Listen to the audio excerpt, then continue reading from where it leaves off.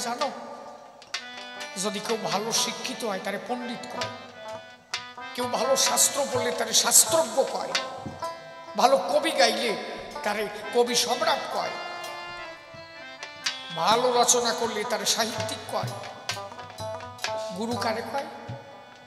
গুরু হচ্ছে যিনি ঈশ্বরের কাছের মানুষ, ঈশ্বরকে ভালোবেসেছেন। হরি নাম নেওয়া মাত্র তার দুটি চোখে অশ্রুধারা টপ টপ টপ টপ করে ঝরে পড়ে, কারণ সে ভালোবেসেছে তারে, তাই তার নাম নেওয়া মাত্র তার চোখের জল পড়ে। হরি বলে যে খাটতে পারে সেই জগতে সর্বশ্রেষ্ঠ গুরু। হরি বল হরি বল।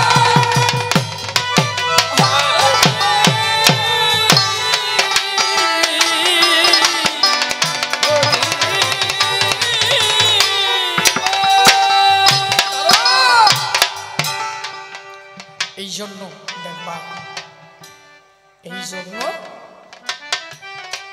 মতুয়া ধর্ম দর্শন প্রেম ছাড়া আর কিছু নাই। আরে বাবা, আমার বিচরণ সারা গান গাচ্ছে, গান গাতে গাতে লাভ দিয়া ধরতে গেছে। প্রেম ছাড়া কিছু নাই তো, যেদিকে তাকায় সর্বভৌতে হরিময় জগৎ। অশ্বিনী গোসাই লেখছে না, হরিদয়াময় করলি কি আমায়, তব বিচ্ছেদ জ্বরে দহিছে হৃদয়, প্রেম দাবা নলে সদাই মরি জ্বলে, এই ছিল কপালে করি কি। তাই তো মতুয়ারা প্রেম ছাড়া আর কিছু বোঝে না। শ্রীমতী রাধারানী গোবিন্দকে পেয়েছিল শুধু প্রেমের কারণে, তারা প্রেম ছাড়া আর কিছু জানতো না। সাধন ভজন যা কিছু, প্রেম হলে তারা আর কিছু লাগে না। এই জন্য অশ্বিনী গোসাই এই গানের মধ্যে বলছে, যোগী ঋষি দিবানিশি সাধন করে বনে বসি, যোগী ঋষি দিবানিশি তত্ত্বজ্ঞানী তত্ত্বমসি, সাধন করে বনে বসি থাকি অনাহারে। ও থাকি অনাহারে,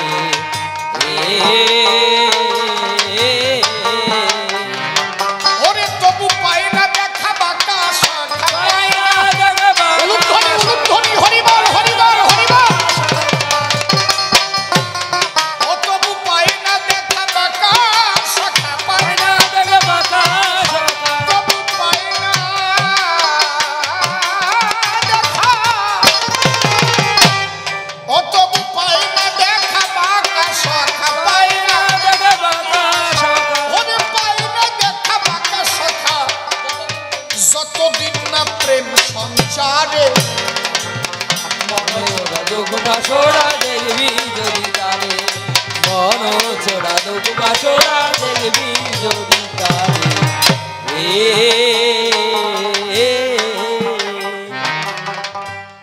প্রেম অনুগা হও মনাগে, প্রেম অনুরাগ হও তারে পাবা, প্রেম অনুগা হও মনাগে।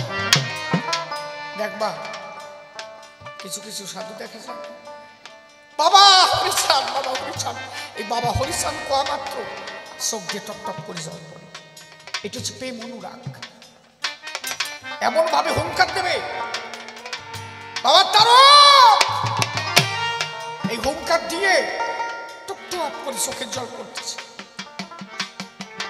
এই প্রেম অনুরাগ, প্রেমের ঘরে অনুরাগ।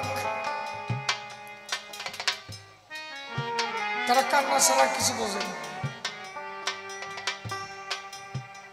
প্রেম অনুগা হইলে কি হবা? প্রেম অনুগা হও মন আগে, ডাকো তারে অনুরাগে, কাজ কি রে তোর যোগে জাগে, সাধ্য সাধন করে। ও সাধ সাধন করে,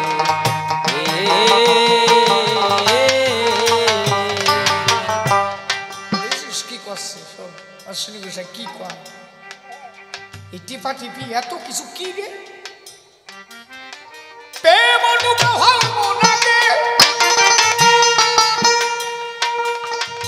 ডাকো তারে অনুরাগে,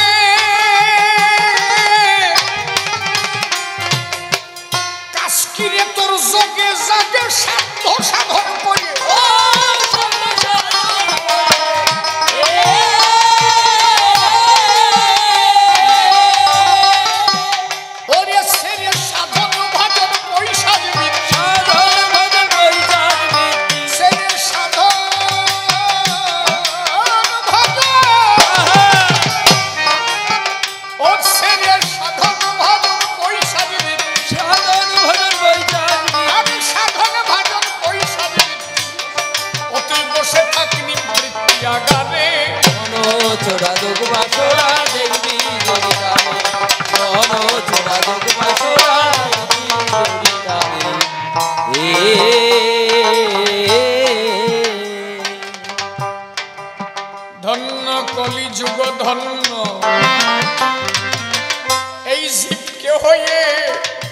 সুপ্রসন্ন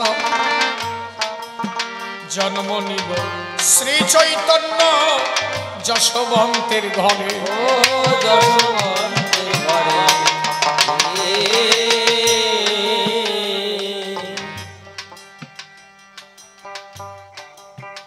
একজন মহাপ্রভুর ভাবাদর্শ আপনারা দেখেছেন, একজনও দেখাতে পারেন এই ভেদ ধরাধরি মহাপ্রভুর মধ্যে ছিল? একজনও দেখাতে পারেন যে মহাপ্রভুর মধ্যে এত সুস্মার্গ ছিল? দেখানো যাবে কি? মহাপ্রভু কেমন ছিল জানো? এই মতুয়ারা যে ভাব, এইটা মহাপ্রভুর ভাব ছিল। এ যদি বুঝতে বই নাকি তাহলে তেল বেগুনি জ্বলতে না। মহাপ্রভুর ভাবটা শুনে যাও। মহাপ্রভুর ভাব কি? মহাপ্রভু রাস্তা দিয়ে, আচ্ছা এই সাইডটা কি বেতাল নাকি? এই জায়গা মন্ত্রপুত টুতো আছে নাকি? এই সোজাসুজি এই সাইডটা, মানে এই সাইডে কয়জন খালি ঘন ঘন ওঠে আর বসে। এই বা সাইডটা খুব ভালো। এটি তো দক্ষিণ দ্বার আর এটি উত্তর দ্বার। আসলে দক্ষিণ দ্বারে বেতাল বেশি নাকি? কি সুন্দর মারা বসে গান শুনতেছে, আর এই জায়গার কয়জন খালি ঘন ঘন ওঠে, ওনাকেই খালি চাপ দেয়, আর মানুষের তো নাই। একটু হরি কথা ধৈর্য ধরে শুনতে হবে না? একটু ধৈর্য না থাকলে যে গাবে তারও ধৈর্য থাকা দরকার, যারা শুনবে তাদেরও স্থিতি থাকা দরকার। শোনো মহাপ্রভুর ভাবটা কি। মহাপ্রভু রাস্তা দিয়ে যাচ্ছে, রাস্তা দিয়ে যেতে যেতে গোয়াল ঘরের মধ্যে থেকে একটা গরু ডাক দিয়েছে। মহাপ্রভুর এই ভাব যদি দেখো, এই বৈরাগীর সাথে কোনো জায়গা মিল খুঁজে পাবে না, মতুয়াকে সাথে মিল খুঁজে পাবে। শুনে যাও, গোয়াল ঘর থেকে গরু হাম্বার হবে ডাক দিয়েছে। ওই হাম্বার হবে গরুর ডাক শুনে মহাপ্রভু দৌড়ায় গোয়াল ঘরে ঢুকে গিয়ে ওই গোবরের মধ্যে গড়াগড়ি যাচ্ছে। এনাকে মতো এত সুস্মার্গ মহাপ্রভু ছিল নাকি? ওই গোয়াল ঘরে গোবরের মধ্যে গড়াগড়ি যাচ্ছে। ভক্তরা গিয়ে দেখেছে সারা গায়ে গোবর। জল দিয়ে মহাপ্রভুর স্নান টেনান করাইয়ে চেতনা দেয় মহাপ্রভুর কাছে জিজ্ঞাসা করেছে, আজকে প্রভু আপনি গোয়াল ঘরে গেলেন কেন? মহাপ্রভু বলছে, ওটা যে গোয়াল ঘর এই ভাবনা আমার ছিল। বলতে আপনি গেলেন কেন? বললেন ওই গোয়াল ঘর থেকে যখন গরুটা হাম্বারবে ডাক দিয়েছে, আমার মনে হলো যে বৃন্দাবনে গোবিন্দ বাঁশরিক তান দিয়েছে, তাই বৃন্দাবনের বাঁশি শুনে গাভীবৎস লাগছে, তাই ওইখানে আমি ব্রজধাম ভেবে গড়াগড়ি দিয়েছিলাম। বৃন্দাবন ভেবে গড়াগড়ি।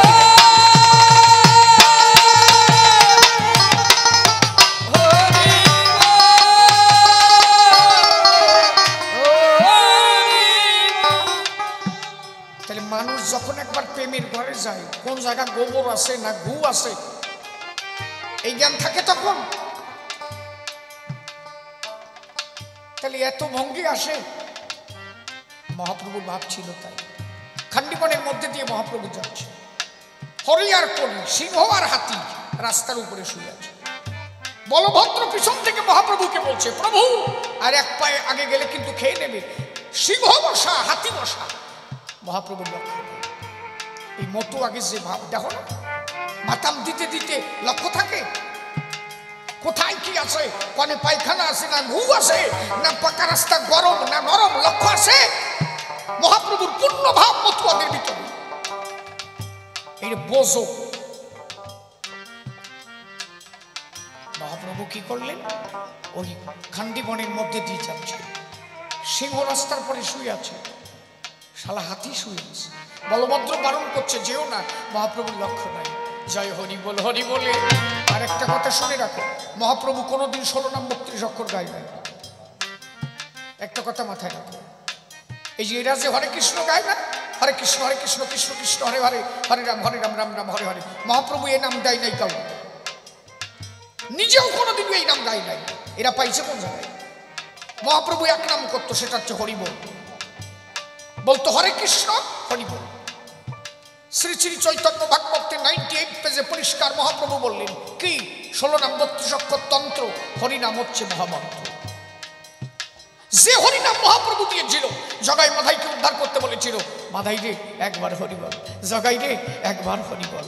খান্ডি বনে হাতি সিংহের কাছে গিয়ে যখন পা তুলে দিল, একবার হরিবল, একবার হরিবল। মহাপ্রভু সবসময় হরিনাম করত, হরিবল। সেই হরিনাম মতুয়ারা গায়, প্রেমানন্দে হরিবল।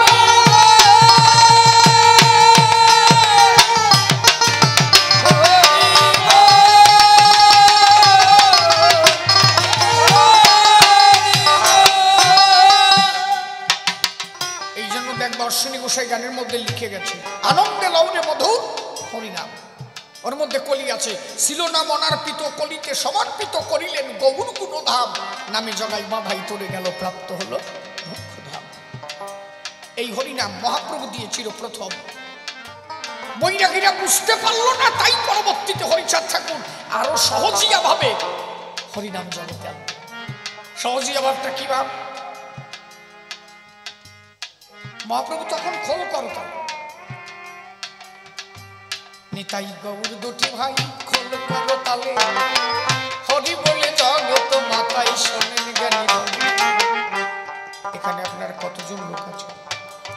1000 খানেক আছেন নাকি? তোমরা 7 জন কি বান্ধবী নাকি? সরো সরো, যাও, পরে আসেন, যাও। ভালো মাইজেডারে ভালো দেয় সবচেয়ে। হ্যাঁ হ্যাঁ, আজকে কি যেন করছিলাম, ভুলে গেলাম। হ্যাঁ, এই যে খোল করতা, দেখো সহজ ভাব বুঝবা। তুমি যদি বুঝতে চাও তাহলে বুঝবা। আচ্ছা, এখানে যত লোক আছে, ওই মেয়েটার আমি গলায় একটা খোল দিয়ে দেবো, বাজাতে পারবেন? ওই ওই যে ওই মেয়েটাকে দেবো, ওই ওই যে মাইজে, এ মাইজে এদিকে মাইজের যদি কয়েছে খোল বাজা, বাজতে পারবেন? একটু বাজার, আমি এমনি বুঝেছি। কয়জন বাজাতে পারবে? তাহলে সবাই খোল করতাল বাজাতে পারে না। ডাঙ্কা ধরায় দাউদি কেটা পারে না। একদিন দিলি পরের দিনই গুতু আরম্ভ করবে, হরিবল।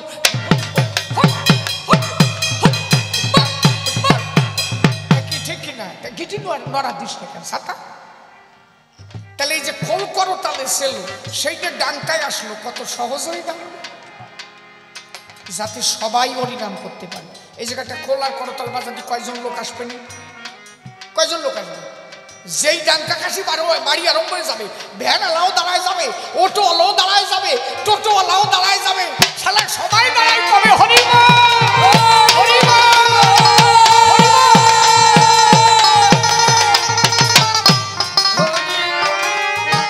ব্যাপারটা হয়েছে কি জানিস?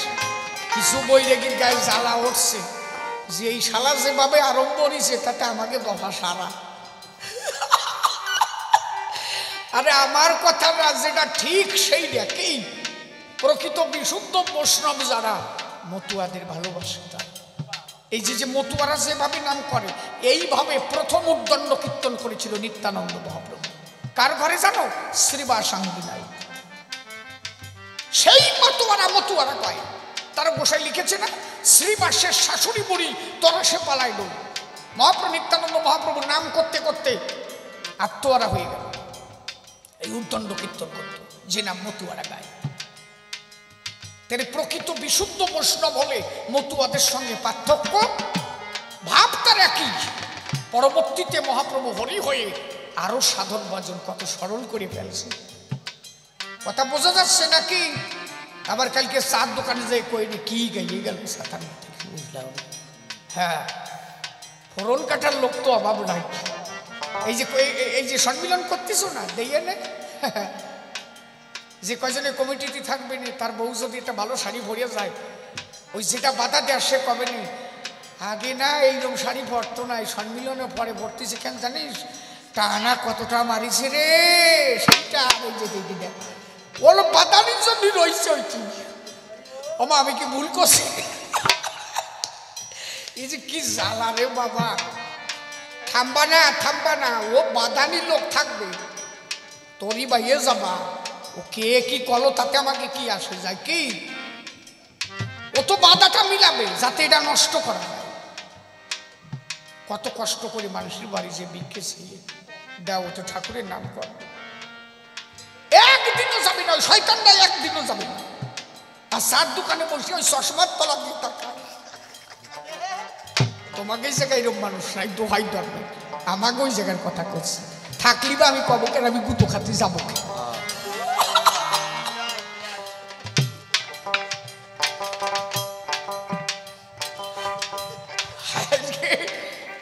এই সমাজ যদি বসতো, এই সম্মিলন এনে কত আগে কত কদি বাবা, এই 2 বছর আসছে মোটে কেন? তুই তো গেছিলি সঞ্জয় আমার বায়না দেখি প্রথম, ও যে কল যে বাবা আমরা একটা নতুন সম্মিলন করতে যদি যাই, তা আমার সে ডেট ফাঁকা লাগবে বাবা, আমার বলতে গেলি 1 বছর আগে বলতে যাই, পরপর সিরিয়াল বাজিয়ে থাকে তো। ওই যে আজকে এনে কালকে ছিলাম আমি বগুলা হাতিশালা, কালকে থাকবো আমি হাসনাবাদ, পরশু দিন থাকবো হাবড়া গোজা, তারপরের দিন চলে যাব বাঁকুড়া জয়দেব, তারপরের দিন চলে যাব ইউপি উত্তরপ্রদেশ, এই পর সিরিয়াল 28 দিন গানের জন্য 1 মাসে। এই জন্য আমারে আনতে আগের তে এমনি একটু খুশা দিয়ে লেহাই তুবি, পয়সা দিতে হবে না। আর যদি ভাবিস 5-10 দিবি তাই কি আমি নেবো না, তা তো কই নেবো কি। হ্যাঁ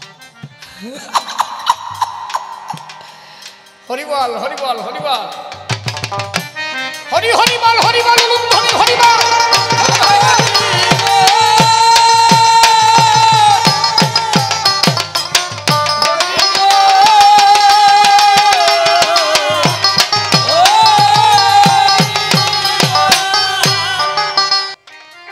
আমি যেদিন আমার বউদারে আনলাম ঘরে, আমার বাবা কলো কি কটা বড়ই এগিয়ে দাও, কলো কটা বড়ই এগিয়ে দাও, বুঝলি?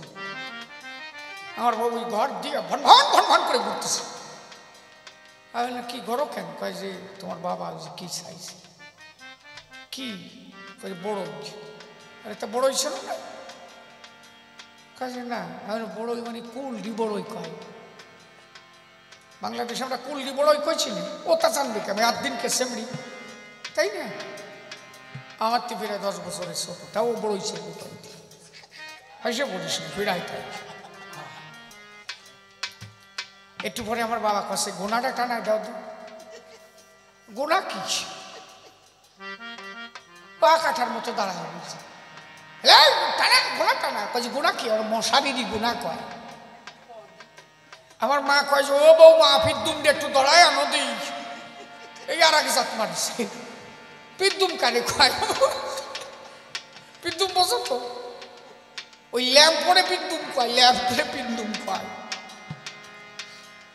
মা কষে একটু চা বানাবো, ওই আহাটা দড়াই দাও, আহা উনন রে আহা কয়।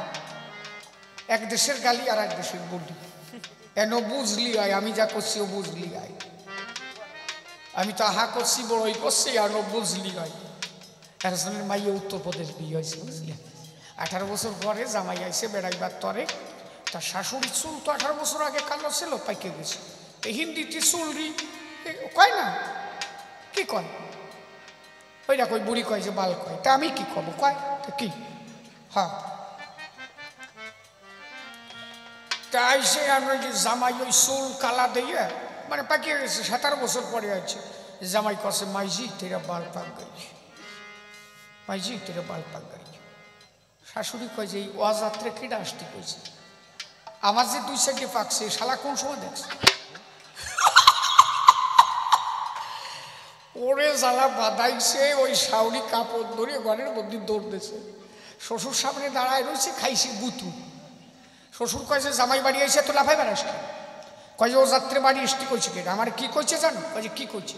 কয় যে মাইজিতে এরা বাল পাক গই। শ্বশুর কয় যে তোর বসার ঢক ভালো না, আমিও কয়দিন দেখছি।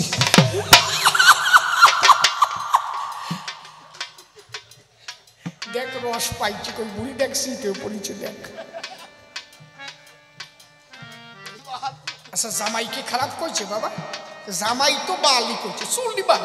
শাশুড়িও সাথা না বুঝলি আমি করবো, ব্যাপারটাও শেখাইছি। আমার মতো আমি বলে যাচ্ছি, ও এখন বুঝলি। তারপরে ডেকে বলে বল আর কি কইছে হ্যাঁ গানটা বল হা হা ধন্য কলি যুগ ধন্য ধন্য কলি যুগ ধন্য জীবকে হয়ে সুপ্রসন্ন জন্ম নিল শ্রী চৈতন্য যশবন্তের ঘরে ও যশবন্তের ঘরে ওরে এবার নিহেতু প্রেম দেবার নিহত প্রেম দেবার জন্যে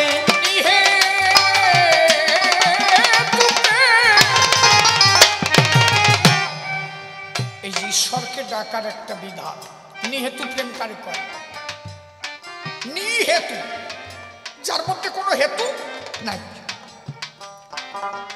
আমরা যে ঠাকুরের কাছে এসে প্রণাম করে বলি ঠাকুর ছেলেটার যেন শরীর ভালো হয় আমি যেন ভালো থাকি আমার যেন রোগ সারিয়ে যায় এইটা নিহেতু না এ তোমার হেতুযুক্ত প্রেম নিহেতু কারে কবে এই জন্য অশ্বিনী ঘোষার 3 নম্বর গানখানা পড়ে রাখবো কি গাইছে প্রাণবতী সুখ সারি পোহাইল সর্ব শ্রীহরি মঙ্গল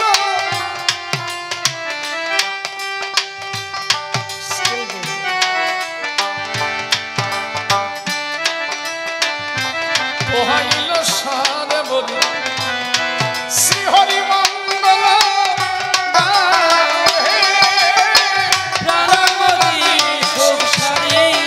হরিবল হরিবল উলুধ্বনি উলুধ্বনি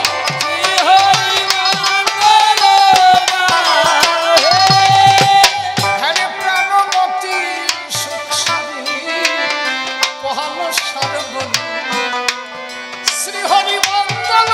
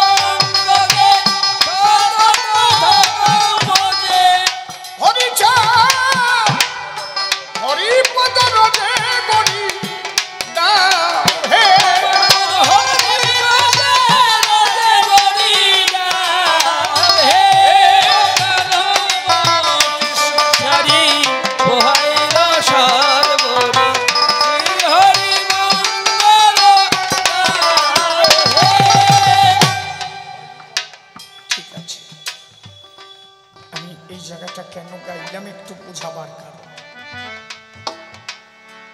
প্রাণমতি সুখসাদি পহাইল সর্বরি শ্রী হরি মঙ্গল গাওহে। নিহেতু প্রেমটা কখন আসবে? তোমার ডাকের মধ্যে দিয়ে কোনো হেতু থাকবে না। আমরা সকালবেলা ঘুম থেকে উঠি, শ্রীহরির নিকটে গিয়ে দেখি, প্রণাম করি দান,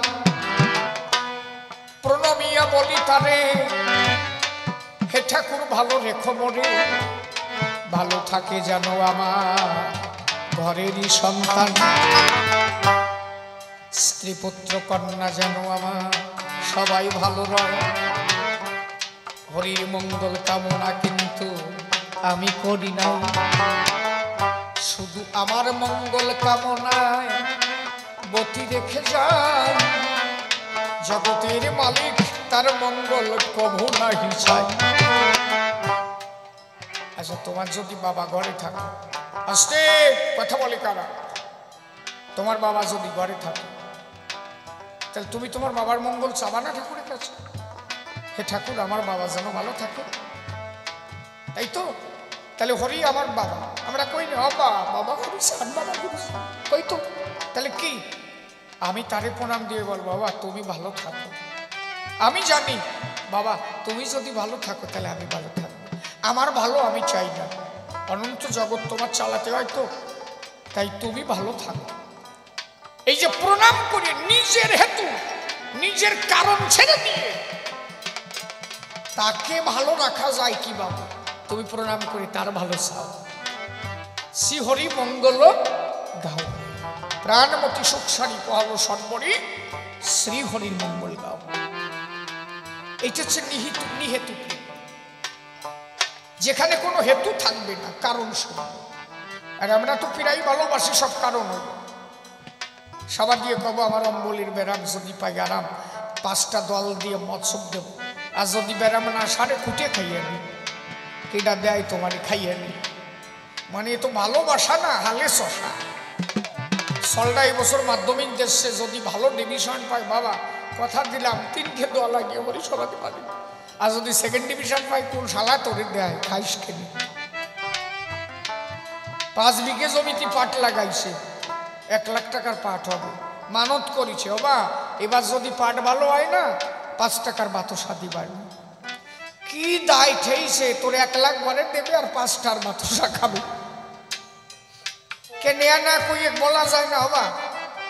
জমি তোমার, ঘর তোমার, সংসার তোমার, ভালো হোক মন্দ হোক আমি জানি না, তুমি ভালো থাকলে আমি জানি সব থাক, তুমি ভালো থাক। আচ্ছা তার যদি ভালো চাও, সে কি তোমার বাস দেওয়ার চেষ্টা করবে নাকি? চাওয়াই বোঝো না সাতা, তুমি তো সাথেই জানো না, বাবা কেন? কথা কি কইছি, তুমি তো সাথেই জানো না। এই যে সবাই চালাক বেশি, সৌরিদার যে কয় নাকি একটা আংটি দিও, একটা ঘড়ি দিও, একটা সাইকেল দিও, সৌর দেয় যে বাজেট যখন দিয়ে দিয়েছে মাল দিলি ক্লিয়ার, ও শালা যেন বাড়ির ধারে না আসে। আর জামাই যেটা চালাক কি কয় জানো, বাবা আমার কিছু দরকার নাই, তুমি ভালো খাও। সৌর দেয় যে ওরে কি ভালোবাসবে রে আমারে, এ জনম বলে দিলিও শেষ হবে না, দিতে থাকবো, খালি দিতে থাকবো, ঠিক তো নাকি? তা আমরা বলদের মতো না, যাই এই চাইয়ে বেড়াই আমার এই টুক দাও, খালি যাইয়ে পাও বাবা তুমি ভালো থাকো। সে যদি ভালো থাকে তুমি থাকবা, মনে রেখো হরি একবার প্রেমানন্দে মদন হবে মন। হরি বল হরি বল।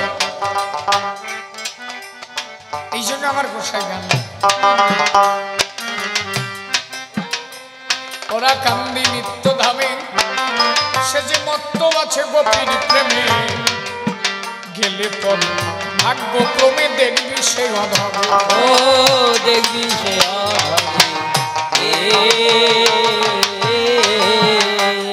অবশ্যই গুরু ছাদের দয়া, গুরু চরণ দয়া বীরে, গুরু ছাদের দয়া বিনে অশ্বিনী দেখবি কেমন করে। মন চোরা দুঃখ বাসরা দেখবি যদি তারে, মন চোরা দুঃখ বাসরা দেখবি যদি তারে।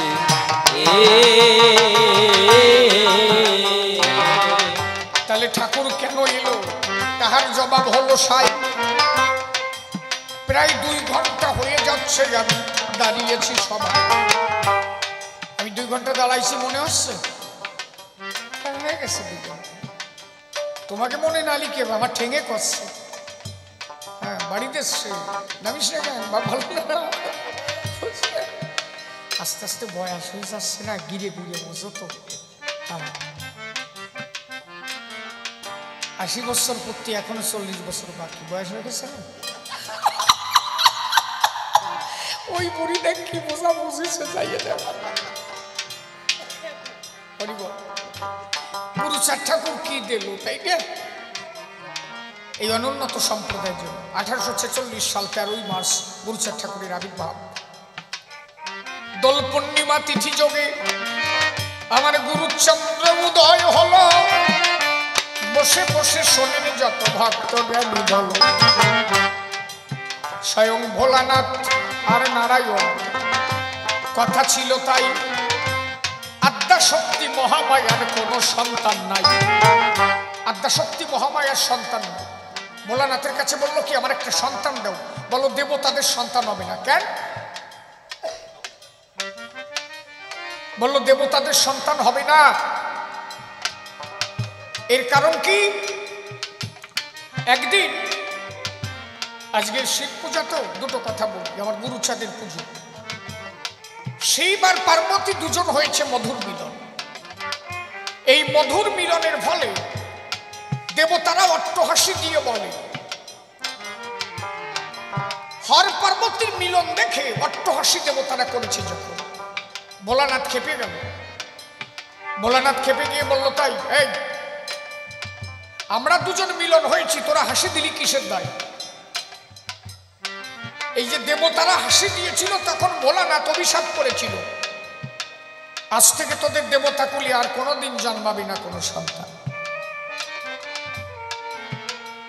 অভিশাপ যখন হয়ে গেল, আদ্যাশক্তি মহামায়া তখন ভোলানাথের কাছে বলল, আমার একটা সন্তান চাই। মহামায়া বললেন, আর সন্তান হবে না। বলে কেন? বলেন, আমি অভিশাপ করেছি দেবতা কুলি আর সলমাই হবে না। কাজে তাতে আমার কি? কাজে তুমি যে দেবীর মধ্যে পড়ে যাও, ও সাথে আমার মনে ছিল না, তাহলে এই অভিশাপ দিই নাকি আমি? কাজে অভিশাপ একবার দেওয়া হয়ে গেছে, আর সলমাই হবে না। বলো তাহলে কিভাবে হবে? বলে 100 বছর হরিব্রত পালন করো। তখন আদ্যাশক্তি মহামায়া 100 বছর হরিব্রত পালন করেছিল। সেই পালন করে যখন ঘরে আসলাম, ঘরে এসে দেখে যে ছোট্ট একটা শিশু শুয়ে আছে ঘরের মধ্যে। সেই শিশুটার নাম ছিল গণেশ। মহামায়ার গর্ভে জন্মাইছে তা না, কিন্তু ওই নারায়ণ স্বয়ং একটা শিশু হয়ে ঘরে এসে দিয়েছে দর্শন। মা মা বলে করেছে ক্রন্দন। মহামায়া তখন শিবকে ডাক দিয়েছে, তাড়াতাড়ি আসো, দেখে যাও, কাজ হয়ে গেছে। পুত্র হয়ে কে যেন আইছে, এসে দেখেছে ভোলানাথ তো দেখে টের পাইছে, মাল আইছে। বলে, প্রভু তুমি আসলে, আমার পুত্র তুমি হলে, আমি তোমার কাছে ঋণ হয়ে গেলাম। একদিন কলির শেষে আমি তোমার পুত্র হয়ে যাব, সেদিন আমি ভোলানাথ গুরুচাঁদ হয়ে অবতীর্ণ হব। তাই তো ওরা কান্দিছি, গুরুচাঁদ অবতীর্ণ হলো। একবার প্রেমানন্দে ভক্তবিন্দু হরি হরি বলো, হরি বল, হরি বল, হরি বল, হরি বল, হরি বল। কথা বোঝা যাচ্ছে তো বাবা? ঠিক আছে। এই যে গুরুচাঁদ ঠাকুর 7 বছর বয়সে স্টাডি শুরু করে শিক্ষা জীবন শেষ করে যখন ওরা কান্দি এলেন, কোনো ব্রাহ্মণ্যবাদী স্কুলে গুরুচাঁদ ঠাকুরকে জায়গা দেওয়া হলো। শেষ পর্যন্ত গুরুচাঁদ ঠাকুর মুসলমানদের বক্তব্যে পড়াশোনা করেছিল। কোনো ব্রাহ্মণরা তাকে জায়গা দেয়। কত নির্মম অত্যাচার করেছিল জানো? হরিচাঁদ ঠাকুর গুরুচাঁদকে বলেছিল, আমি একটা মরা জাতির ভার তোর পরে দিয়ে গেলাম, তুই এদের একটু দেখে রাখিস। গুরুচাঁদ ঠাকুরের যদি অবদান বোঝো, তাহলে আর অন্য কোনো জায়গা তোমার ভালো থাকবে না। আমি হরিগুরু সংসার। 1867 সালে গুরুচাঁদ ঠাকুর, এই 1858 সালে গুরুচাঁদ ঠাকুরের বিয়ে হয়। তখন গুরুচাঁদ ঠাকুরের বয়স মাত্র 12 বছর। সত্যভামা মার বয়স তখন 10 ইয়ার্স, 10 বছর। হরিচাঁদ ঠাকুর মা সত্য বাবাকে বললেন, আমার 6 বছর ব্রহ্মচর্য পালন কর, আমার বাবার জন্য তোমারে আনিছি, কিন্তু এক বিছনায় এখন থাকবা না। ওইটুক মেয়ে কি বোঝে, কারণ মেয়েটা তো কমা না, আত্মা শক্তি মহামায়া। এক বিছনায় 9 বছর শয় নাই, 9 বছর পরে প্রথম সন্তান জন্মায়। 1867 সালে গুরুচাঁদ ঠাকুরের প্রথম সন্তান শ্রী শশীভূষণ ঠাকুর 9 বছর ব্রহ্মচর্য পালন করেছিল। আচ্ছা, মেয়েটার বয়স 10, 9 বছর পারলে কত হয়? 19। গুরুচাঁদ ঠাকুর বয়স 12, 9 বছর পারলে কত হয়? 21। দুইজনেই তখন অ্যাডাল্ট। তাহলে তখন গুরুচাঁদ ঠাকুর কত সূক্ষ্মদর্শী মানুষ ছিলেন, কথাগুলো খালি বোঝো। 1867 সালে মা শান্তিমাতা গুরুচাঁদ ঠাকুরকে বললেন, হ্যাঁ গুরুচাঁদ, এত টাকা করিস কেন? ওরাকান্দি এত টাকা আসে, তা দিয়ে তো সংসার চলে যায়। গুরুচাঁদ ঠাকুর বললেন, মা, ওরাকান্দি যত টাকা আসে, এই টাকা আমার বাবার টাকা, আমার বাবার ভক্তের টাকা, একটা টাকা আমার না, আমি খাতি পারবো না। একটা টাকা কোনোদিন খাই নাই। 1867 সালে প্রথম গুরুচাঁদ ঠাকুর লগ্নি কারবার শুরু করেন, কলকাতায় ব্যবসা শুরু করলেন। নিজে ব্যবসা করে সংসার চালাতো, তবু ওরাকান্দি ভক্তরা যে টাকা দিত, একটা টাকা কোনোদিন খায় নাই। সব টাকা দিয়ে হরিভক্তের কাজে ব্যবহার করেছে। কোথায় স্কুল করা যাবে, কোথায় কলেজ করা যাবে, কোথায় আন্দোলন করা যাবে। 1872 সালে সার্বিক শিক্ষা আন্দোলন করেছিলেন ব্রিটিশ সরকারের বিরুদ্ধে। শিক্ষা জাতির মেরুদণ্ড, তাহলে শিক্ষা কেন আমার সমাজ পাবে না? শিক্ষাতে আবার এত জাতাজাতি থাকবে কেন? কারণ ব্রাহ্মণরা এক সেটে লেগে গেল যাতে কোনোভাবে এই চণ্ডাল জাতি এরা শিক্ষা না পায়, কারণ তখন এদের চণ্ডাল বলা হতো। এই গালি গুরুচাঁদ ঠাকুর মোচন করেছিলেন 1911 সালে। এর আগে সারালি কত বৈরাগী। এখনো যদি গুরুচাঁদ ঠাকুর ওই চণ্ডাল গালি তুলে নমশূদ্র না লিখে যেত, এখনো সারাল লিখতে হতো ওই জায়গা। হাতাই তো দেখো না, তাহলে আর হরিগুরু চাঁদের বদনাম তুমি করতে না। কথা বোঝা যাচ্ছে আমার নাকি? এই চণ্ডাল গালি তুলতে গিয়ে, নমশূদ্র লিখতে গিয়ে গুরুচাঁদ ঠাকুর একজনের দ্বারস্থ হয়েছিলেন, তার নাম প্রহ্লাদ। এই নমশূদ্র লেখায় তার অবদান আছে। 35 টাকা, তখনকার সময় 35 টাকা প্রহ্লাদ দিয়েছিল, যার বাড়ি ছিল বিচরণ পাগলের বাড়ির পাশে তালতলা।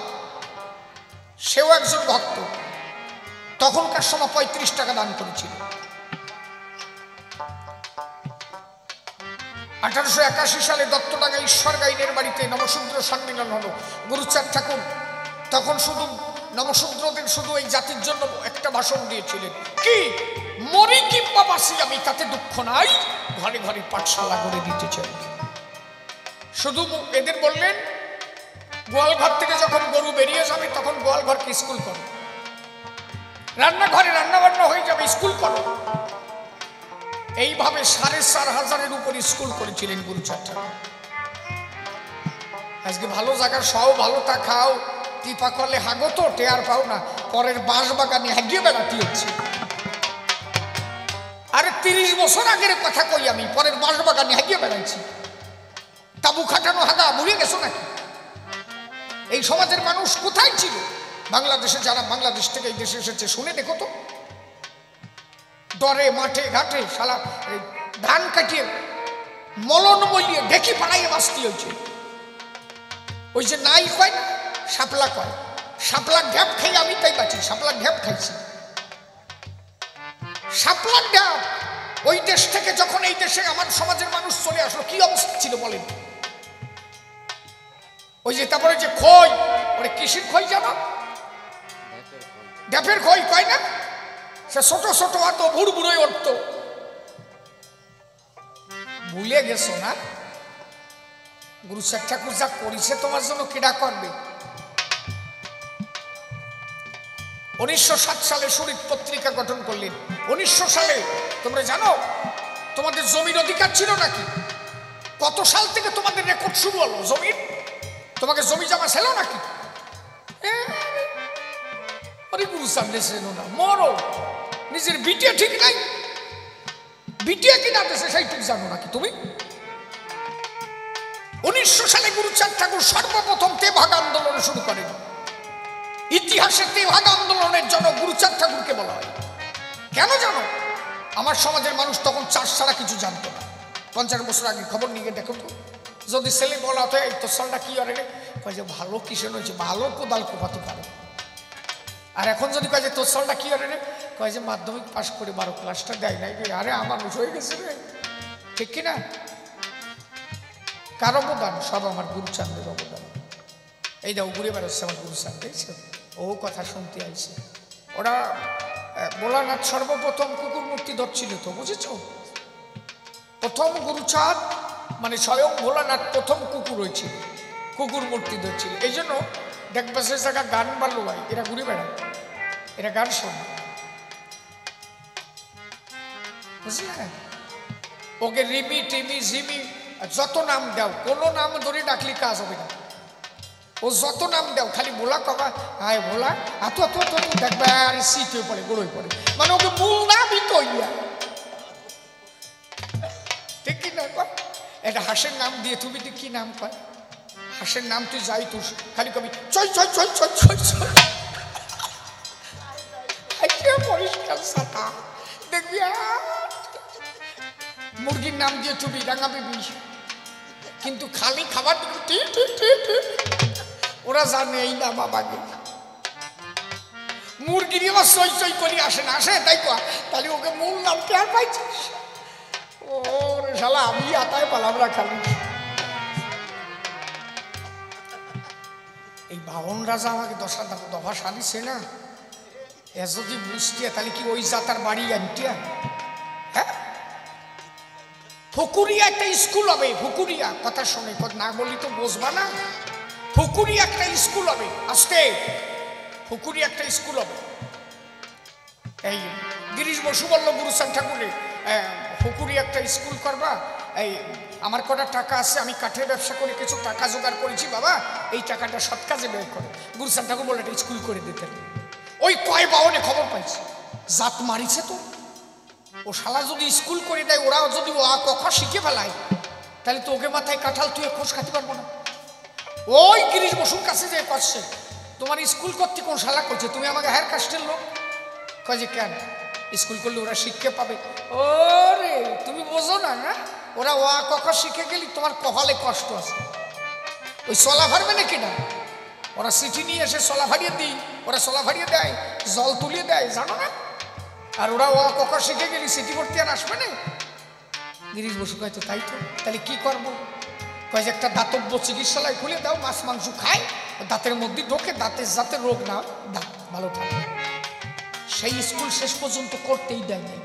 পরবর্তীতে 1880 সালে গুরুচাঁদ ঠাকুরের নেতৃত্বে, শশীভূষণের নেতৃত্বে প্রথম উচ্চ বিদ্যালয় গঠন হয় ওরাকান্দিতে।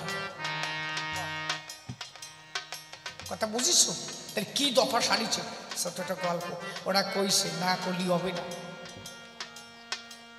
এত সুস্মার্গ জাত যদি এই বাউন জাত যদি জাতের বেলায় পড়ে যেত, তখন তো মূর্খ ছিল আমার মানুষ, এখন শিক্ষিত হয়েছে, এখন আর মোড়ল মাতুব্বরি চলে না।